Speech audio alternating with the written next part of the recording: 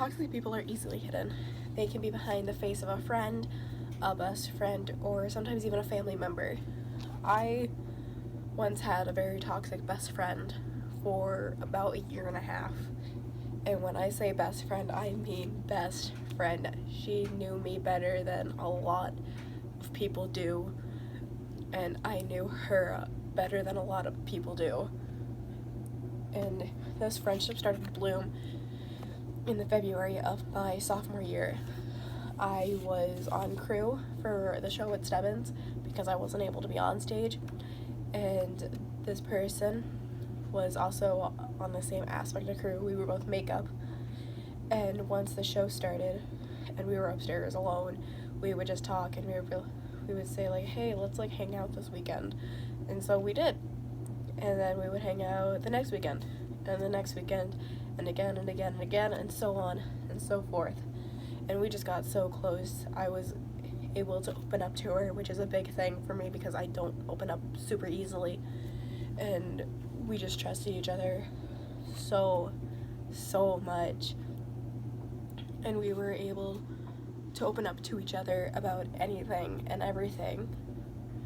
But that changed at the end of July because we got into an argument and we weren't friends for a while, but we ended up forgiving each other, and we were like, hey, that was kind of dumb, why did this happen? And we forgave each other, and we were best friends again, and our friendship was even stronger.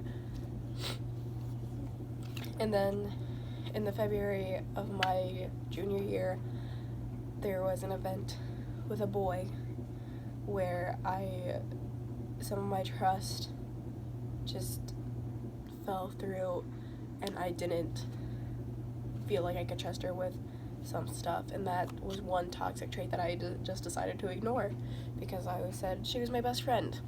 Like, she's my best friend. I can forgive her for anything. And this person was a little self-centered too. I was never able to talk about myself, but it sounds self-centered on my part, and I know that, but I at least, I just was never able to talk about like what was going on in my life and why I'm in this great mood or why I'm in this really bad mood. And there were so many other little toxic traits about like how she would talk about people behind their backs to me, and I just decided to ignore these little toxic traits or little red flags that would come up in my mind, because my mindset was, she's my best friend. I can forgive her for anything. But the biggest thing that happened was last July, maybe June, somewhere in between there, this person and another person that I considered to be one of my really close friends decided to talk about me in a very public fashion, and they both thought that I was dumb enough and wasn't capable to realize that they were talking about me, and they didn't think that I was going to be able to, that I wasn't going to stand my ground.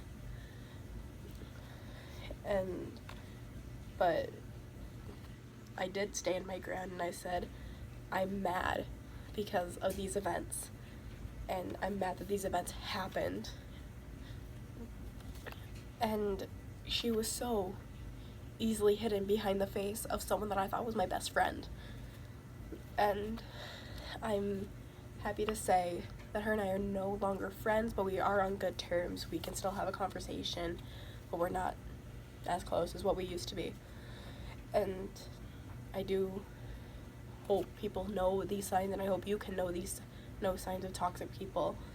And it's easy to forgive these toxic people, but it's very difficult to cut them out. But once I did, I found three of the closest, three people that are my best friends that I know will stay in my life forever.